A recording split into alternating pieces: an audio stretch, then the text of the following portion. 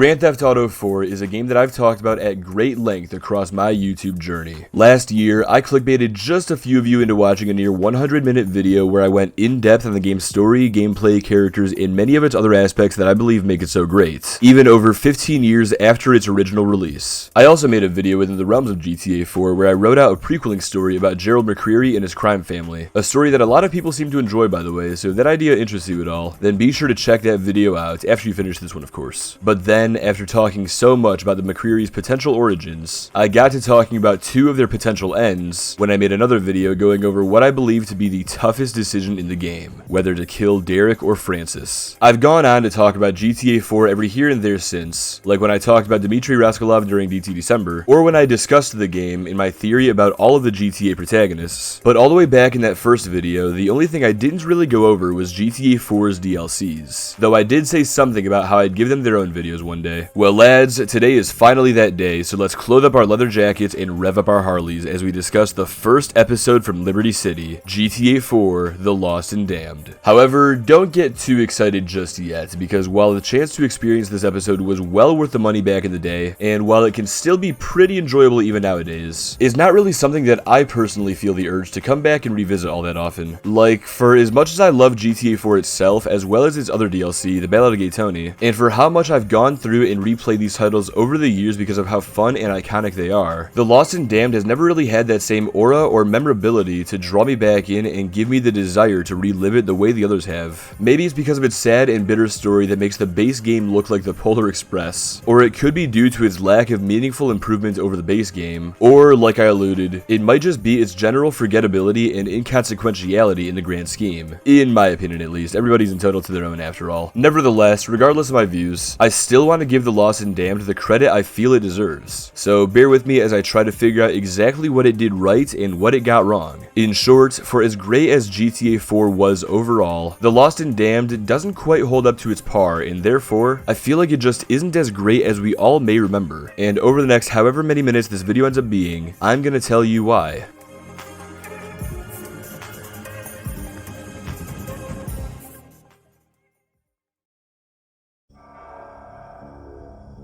The story of The Lost and Damned is obviously a rather unique one since it takes place in the middle of a pre-existing story, specifically being that of Niko Bellic. Now, in many aspects, this is great because it issues the opportunity to strengthen the story of the base game by both providing additional context and allowing us to experience Niko's actions from an alternate perspective. However, as I'm going to explain, this also creates a negative impact on TLaD itself for a variety of reasons. I'll get to those in a moment, but for now, let's go ahead and recap this DLC's stories for anyone who needs the refresher. When we first begin the game, we're given a pretty cool intro that introduces us to all the gang's relevant characters and tells us their roles in the club. Starting off with Johnny Klebitz, Vice President of the Lost and protagonist of the Damned, and finishing off with Billy Gray, the President of the Lost, who we'll later realize is our main antagonist. Following a cutscene where we pick Billy up from rehab, we ride back with him to the clubhouse where tensions escalate between our duo. See, while our president was out of action, Johnny made the decision to sell Billy's bike to make peace with the Angels of Death, a rival motorcycle club, as well as to pay for the president's various legal fees. Billy, however, doesn't give a shit about any of this and demands that the gang find and recover his bike. Reluctantly, our protagonist follows his command and sets out to retrieve it, but just before he does, Billy calls him back and tugs at his heartstrings to assure him that this is the right thing to do, manipulating that reluctance out of him. We then head out to the bike's last known location to track it down, after extracting some information out of this poor bastard, and then hitting him with the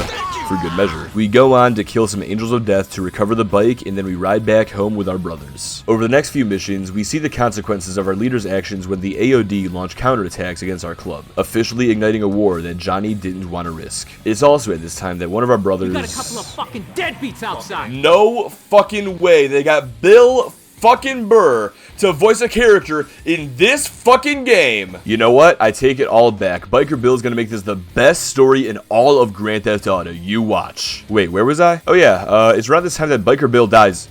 Oh, for fuck's sake. Yep. Never mind the never minding. But either way, Billy announces the death of Biker Bill to the gang, and while he doesn't have the exact identity of his Serbian killer, he pledges that we will find him and we will make him pay. Hence, in the very next mission, he tracks that Serbian scumbag down to this Angels of Death clubhouse. Yeah, this ain't adding up. Johnny knows this too, so he questions the president, who in turn questions our loyalty, which gets us to follow his command. After we then exterminate this entire AOD chapter, Billy comes across a few bags of heroin for us to take, and it feels too convenient that the men we're killing to avenge our comrade also have a shitload of contraband that we can raid. Of course, we the player can smell this bullshit from a mile away since we're expected to know what really happened to Biker Bill. Plus, considering Ray Bacino made a cameo at the start of this mission, we should be able to put 2 and 2 together here. But even without this knowledge, Johnny can tell that Billy isn't being entirely truthful at this point. However, our president manipulates the conversation to validate his leadership to us, and as we question him, he pulls rank and reminds us that he's the one who calls the shots, just as he's done numerous times up to this point. Nevertheless, after we recover the drugs, Billy puts us in contact with Elizabeth Torres to sell them alongside Nico Bellic, only to get caught up in a sting operation. Freeze, motherfucker! I said freeze! Switching gears from our affairs with Billy, there's also a few other missions to do where we'll get to know some of the other characters in this game. There's a brief chain that we do for Jim, Johnny's best friend, where we also get a more proper introduction to Clay and Terry, who are essentially the president's muscle. We get a quick tutorial during these missions that shows us that we'll soon be able to call these two for backup, but since we're only the vice president, this feature will remain locked for the time being. Anyway, during these missions, we encounter a pair of crooked cops who try to extort us in exchange for some cash, but rather than give in to their blackmail, we instead lure them into an ambush and kill them. Additionally, we'll get to know this congressman, Tom Stubbs, and we'll get to know him a little too well. His story is that he's a typical scumbag politician who needs us to brute force his will wherever he can't politic it. He's not all that important right now, but we'll come back to him later. Lastly, we have Ashley, Johnny's love interest, who frequently lets her drug addiction cause problems that only we can save her from, and that's only when she's not hoarding out for the gang. Most of these missions don't really have much of a purpose in the grand scheme, and are mostly here to get us acquainted with some of the game's other characters. But now that we've finished them, let's shift back to the main plot.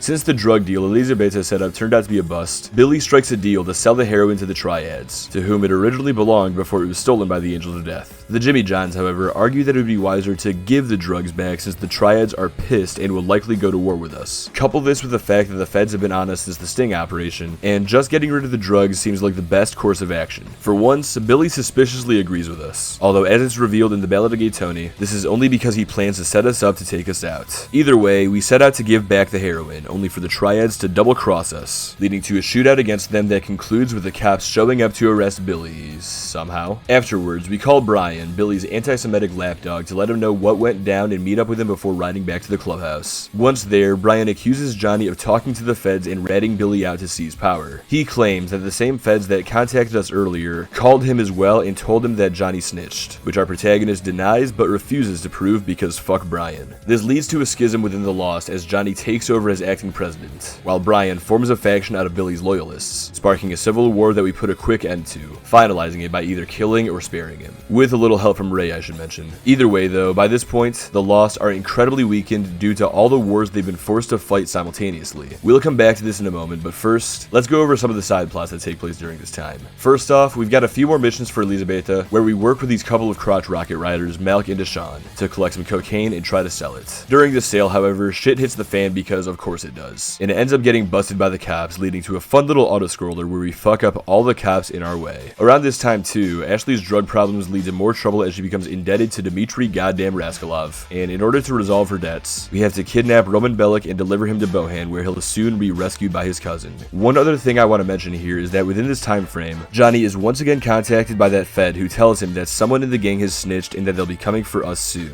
which our protagonist more or less disregards. Back to the main plot again, Ashley calls Johnny and asks us to meet with Ray at his restaurant. When we arrive, there's a clear tension between the two men as Johnny makes it clear he doesn't like him, but nevertheless, Ray employs us to steal the legendary diamonds, but not without warning our protagonist not to get clever. With that, we set off to collect the diamonds, and once they're in our possession, we drop them off in a couple of trash bags for Nico to collect later on. Once it's all settled, Ray summons us out to the Libertonian Museum to sell the diamonds in exchange for some cash, only for the deal to get shot up, because no deal in Liberty City ever goes well, let's just be fucking real. For once though, not all is lost and or damned, because while neither Johnny nor Nico managed to recover the diamonds, the president of the Lost is able to recover the cash he was meant to exchange and goes on to deliver it to Jim. Ray calls us shortly afterwards to ask about the money, our possession of which Johnny poorly lies about, which the mobster sees right through. As a result, Jim is kidnapped and used to lure Johnny back to the restaurant where Ray reminds us that he warned the Lost leader not to get clever. And now that he has, the gang will see the consequences of his actions. Sounds a little familiar, don't it? Anyway, we're soon led into the basement where we find Jim being tortured.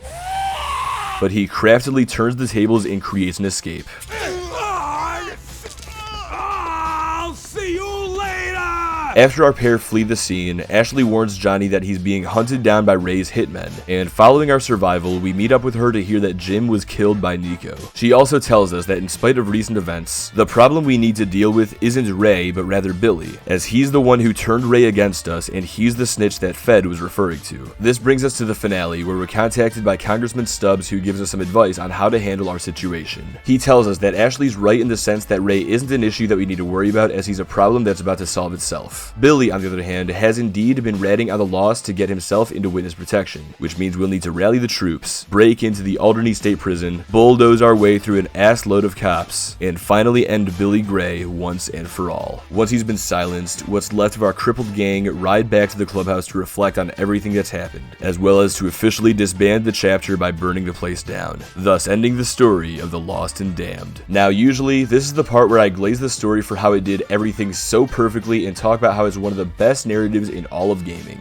But I can't honestly say these things about this story. To be honest, while TLaD's story isn't necessarily bad, it's not all that great either. What I'll give it is it had a well put together overarching story about the conflicts between Billy Gray and Johnny Klebitz that kept me interested to see how it developed and watch how it concluded. But it also felt rushed in that it had too many side stories and characters that didn't really go anywhere meaningful. For example, I mentioned that near the start of the game, there were those two dirty cops who tried to blackmail our protagonist out of a few bucks. I don't think that's a story that we've gotten too often in the world of GTA, so it's an intriguing concept that I feel has some potential. But rather than giving us a few missions to expand on their extortion, they're killed off in the very next mission. Or how about this? Congressman Stubbs, the guy who advises Johnny on how to handle Ray and Billy, he only has 2 appearances before the finale. You would think that a character as supposedly important as this one would maybe get a bit more screen time, but you literally do just 2 missions for him where you kill his uncle and liberate a cannibal before it's revealed that he's actually an honorable hero who's making good on a favor he apparently owed us. I'm sorry, but this just feels forced. I understand as well that this is just a DLC and its story isn't meant to be as long as the base games by any means, but if Rockstar couldn't come up with any decent side storylines to fit the short length they were going for, I feel they should have cut some of them and allocated the time they took up to other areas of the story. One other issue I have is with the switches from Billy being our main antagonist to it then being Ray, only for it to suddenly be Billy again at the very end. Now, I get that Billy was a loose end that should have been tied, and I have no problem with that whatsoever. But the fact that Ray hurt the Lost as much as he did and then suffered no repercussions, at Johnny's hands at least, it really doesn't sit right with me. This feels like something that Rockstar were probably locked into at this point since Ray already dies to Nico. But if things weren't set in stone, I'd have personally rewrote things to where the Lost ambush Ray to take him out of the picture themselves, and they could even do it the exact same way Nico did. As far as fitting this into the base game's narrative goes, we could simply have it so when Pecorino is making his decision to have Nico kill either Ray or Phil, Ray just gets taken out by the Lost, thus making his decision for him. Plus, the best part is Nico's story really doesn't get affected by this since future events will more or less play out the same. Lastly, as I said, the story just feels so goddamn rushed in comparison to the base game. Again, yes, it's not meant to be a long story, but if that's the case, then don't set it to take place through just about the entire first half or so of the pretty damn long main game. Let me break this down real quick. The first event that crosses over between both stories is the death of Biker Bill, which happens around TLaD's 3rd mission and occurs while Nico is working for Mikhail Faustin near the start of the base game. Then, the final crossover event is the death of Jim, which takes place during TLaD's penultimate mission and maybe a little over halfway through the main story. Take into account that the Lost and Damned has exactly 1/4 of the missions the base game has, and consider again that the DLC takes place through most of the base game's first half, and you end up with a story that just about doubles the universe's pace on paper. This results in events that were separated by several hours of playtime in my playthrough of the base game. Events like Roman getting kidnapped and heisting the Bank of Liberty, for example, instead taking place over the span of like 2 missions in my Lost and Damned playthrough. That being said, I'll acknowledge that the main story's frequency in giving the player numerous mission chains at a time to pick and choose from may very well have an impact on my experience in this regard. But the whiplash I got from feeling like I was speedrunning GTA 4's story is something I can't just ignore. I think the real problem is that the goal of the Lost and Damned is to supplement GTA 4's main main story first, and then tell its own story second. I say this because TLaD does a great job at providing context for certain events in Nico's story, like how Elizabeta acquired the heroin he was supposed to help sell, what effects Biker Bill's death had on his gang, exactly how Roman was kidnapped by Dimitri's men, what happened to the men who ripped Ray off for his money, or whatever number of other indirect interactions the two protagonists had. However, this effort to enhance the base game's story came at the cost of the episodic story's quality, because for how much Rockstar tried to create a story that provides this context, doing so meant they needed to fit this story around a pre-existing one, which led to incompatibilities in the plot. It's like trying to jam a piece of a different puzzle together with these other pieces you've already connected just because this one kind of matches them. It almost fits, but the more you try to force it to, the more you'll just damage the physical piece. On top of it all though, even if you take away all the crap about the Lost and Damned trying to supplement the main story, this DLC's story itself just doesn't feel all that great to play through. Yes, there are some elements of it that are good, but overall, it's just way too depressing for my liking. I know I said in my video discussing GTA 4 that I appreciated how sad and real the story of Niko Bellic is, but as depressing as his ending that I consider canon is, seeing as how he loses the woman he loves, at least there's the silver lining that he can still settle down with Roman and be a part of his family. But in the Lost and Damned, it just ends on the bitterest of notes where it doesn't even feel like we've beaten the game. It feels like we got the bad ending, and it gets even worse when you get past the credits to see Johnny's been left to live by himself in some shitty house that's falling apart. And then it gets even worse when you fast forward by about 5 years.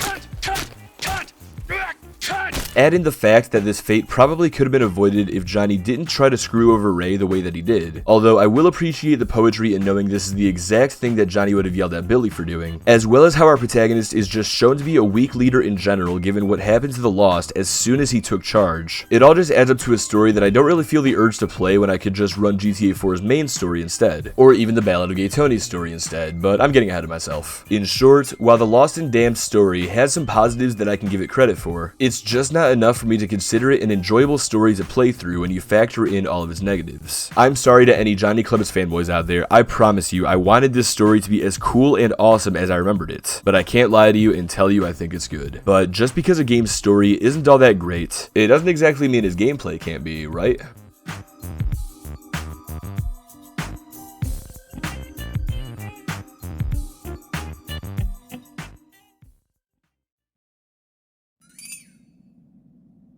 Okay, so maybe The Lost and Damned doesn't have that great of a story, but I'll admit that its gameplay does a lot to make up for this shortcoming. It does this by introducing plenty of content that was absent from the base game. Content that includes things like new and cool weapons, updated mechanics and additional gameplay features, fun side activities, and new abilities that revolve around your motorcycle club. So let's stop talking about this game's negatives for a minute and start talking about some of the positive improvements it made. The first thing I'll go over is some of the awesome new weapons The Lost and Damned introduces to Liberty City. One of these is the automatic pistol, which is a gun that I fell in love with when I first played this DLC so many years ago just because the idea of a pistol-shaped SMG was such a cool concept to my stupid little brain back then, and even nowadays, I still think it's a really cool gun to mess around with. But speaking of automatic gun variants, we also have an auto shotgun that can come in handy whenever you just want to fuck shit up. Seriously, this thing just obliterates everything in its path, and if you ever want to put its effectiveness to the test, all you gotta do is play the mission Shifting Weight, where Johnny unleashes this thing's full power from the back of a crotch rocket to see exactly how insane this beast is. On the topic of shotguns, there's also this double-barreled sawn-off that you can use to take the fight to your enemies on the ground, or for the first time in Grand Theft Auto, you can shoot this shotgun from your bike to bring a new meaning to the term drive-by. The last new firearm that we'll go over is the grenade launcher, which similarly makes its debut in the GTA series by way of this DLC,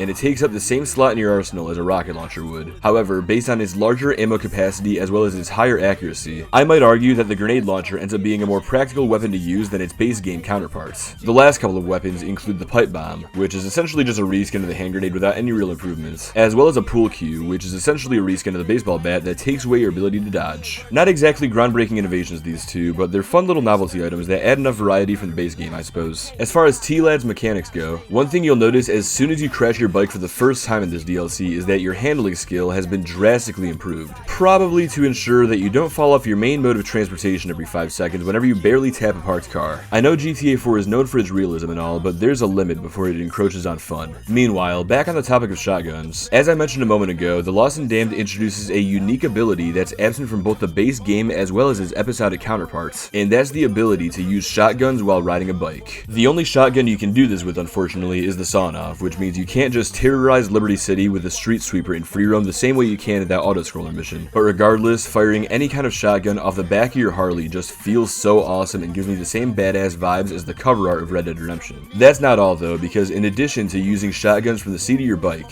you can also swing a baseball bat at other bikers while participating in street races to either stagger them a little bit, or to completely knock them off, depending on how long you charge your swing. This is a feature that left the franchise as soon as it arrived, and it wouldn't make its return until a few years into GTA Online's lifespan with the Bikers updates. Anyway, as long as we're talking about street races, let's go over some of the fun new side activities that are included in this add-on next. Now technically, street races aren't a new feature that wasn't included in GTA 4, but what The Lost and Damned does to justify my inclusion of them here is it makes it much more convenient to start them. In the base game, as far as I can recall, the only way to start a street race outside of the main story is by calling Brucey to have him initiate one, which makes their existence very forgettable for me since I have to go out of my way to remember that they're an activity I can participate in. In TLaD, meanwhile, street races are always marked on your minimap, which may get annoying if you'd prefer to keep your map clear of anything outside of story missions, but personally, I like having them as a blip on my radar. In addition to street races though, we also have gang wars that we can play where we lead the Lost into battle against the Angels of Death, usually by either clearing out a batch of them hiding out somewhere or by taking out their convoys. What's really cool about these gang wars too is that every time you complete one and earn that sweet victory royale, your surviving club mates earn XP to become stronger for the next time that they fight alongside you. This is true of your main allies as well whenever you complete story missions with them, but what I love about gang wars specifically is that the game gives you more allies outside of the main cast who will make future battles easier if you can protect them, or the game will legitimately kill them off if they get taken out, thus nullifying all their progress. Another really cool detail is that whenever these randomly generated allies die in battle, their portrait gets put up on this memorial wall so that you can think of all the great times you had together. Personally, I'll never forget Hank. He was my homie who was taken from us far too early. I still fondly remember all the times that we used to sit at the table and play Hilo together, which is another new activity by the way.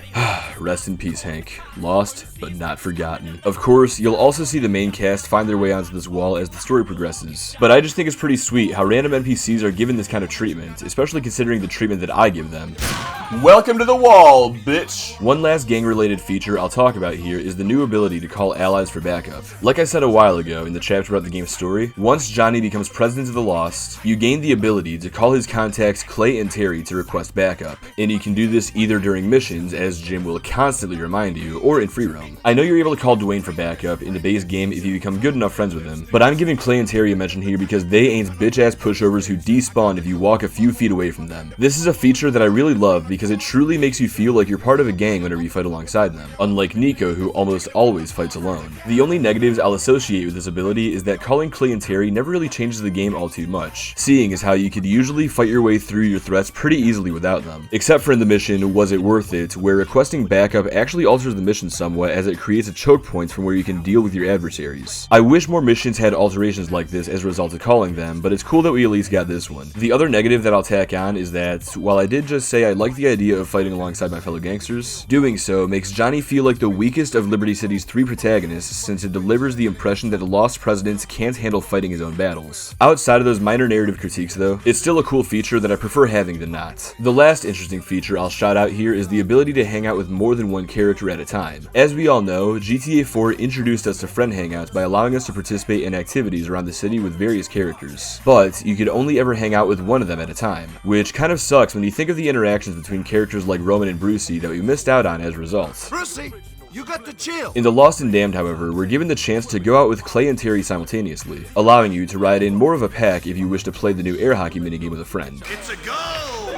We'd see 3-man hangouts return in the Ballad of Gay Tony as well as GTA 5, but we've got to give credit to The Lost and Damned for doing it first because I've legitimately run out of things to give this DLC credit for. So with that being the case, let's take this add-on out of the shine of the positive light and begin to look at it from the perspective of someone who has played all 3 of GTA 4's stories.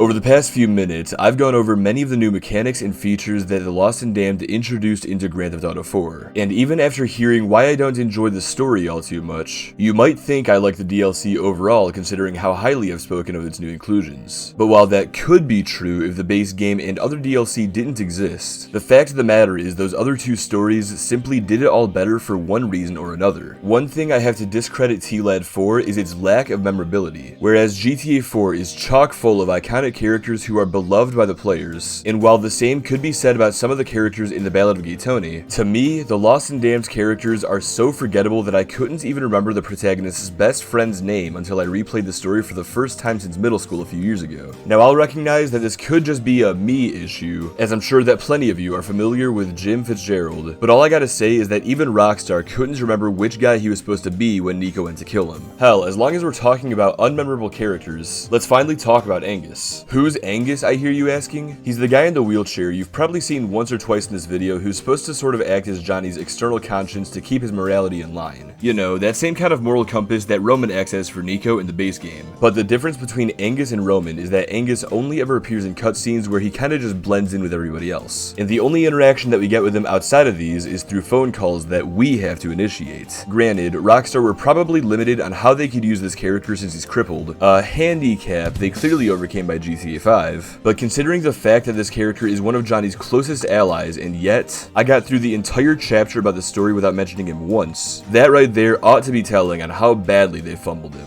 Staying on the topic of memorability, there aren't a whole lot of missions in this DLC that I'm gonna randomly think about once I'm finished with this video. Again, unlike how the base game is packed with missions that I fondly remember like 3-Leaf Clover, the Snowstorm, or Paper Trail, the only Lost and Damned mission that isn't the finale that stands out to me is probably Shifting Weight just because of the absurdity of that auto shotty. I can't even say this story's lack of iconic missions is due to his length either, because the Ballad of Gay Tony proved that even with a fraction of the missions, it could still contain plenty of missions that I love looking back on to this day. Even outside of the story, it's still hard to remember this DLC in a positive light because it's just hard to remember it at all. Once I get through the story, there's not really much to do outside of gang wars and races, and even as fun as those are to play, I never find myself even wanting to load this game up to play them, because I just hate spawning in this depressing ass house that makes the ghettos of Detroit feel like Disney World. I remember too that I used to try finding fun in this world by playing its online mode, but even back before GTA 5 was out, TLaD's lobbies were a barren wasteland because everyone else was playing either the base game or the other DLC instead, which I really couldn't blame them for, even back then. I think at the end of the day, the real problem is that The Lost and Damned tried to replicate the base game without offering enough of a difference to be better than it. The thing is, GTA 4 already has that depressingly real story that I love it for. TLaD tried to have one too, but it just doesn't hit the same because it goes overboard on that depressing feel. In my video talking about the base game last year, I mentioned that for every shade of gray within it, there was also a touch of blue, and I think that's where the real charm of Nico's story comes from. But while you can at least find beauty in its negative spaces, The Lost and Damned takes that negativity and cranks it until there's nothing left but total darkness. Meanwhile, if we look at the other end of the spectrum and compare the DLCs against each other, we'll find that the Ballad of Gay Tony just does everything better than The Lost and Damned. Just like its predecessor, the Ballad also has 3-person hangouts, but you can also participate in more activities than both other games. Additionally, unlike its predecessor, the Ballad actually has characters like Yusuf Amir and Tony Prince, who the average GTA player will likely know of if you were to mention one of their names to them. Not only this, but there's also a plethora of fun and memorable missions in the Ballad that will keep you playing for hours. Or if that's not enough for you, then this DLC offers a wide variety of new and unique toys to terrorize Liberty City with, including one that's been upgraded from its episodic counterparts. In short, the Ballad of Gay Tony offers the polar opposite vibe to the base game of Grand Theft Auto 4, both in its story as well as its gameplay, and I think that's a big reason why it's remembered so much more fondly than The Lost and Damned, which more or less just amplifies the vibe of GTA 4. Don't get me mistaken though, I'm not trying to say that The Lost and Damned needed to be more uplifting and chaotic like the Ballad of Gay Tony was in order to be a good DLC, but from my point of view, the Ballad offered something vastly different from the base game, which made it unique enough to where I think it can stand on its own. TLaD, on the other hand, didn't differentiate itself from the base game, or at least it didn't in a good way, and it suffered as a result. But just because I don't think it holds up against the base game or the other DLC, does that really mean that The Lost and Damned is just a bad game?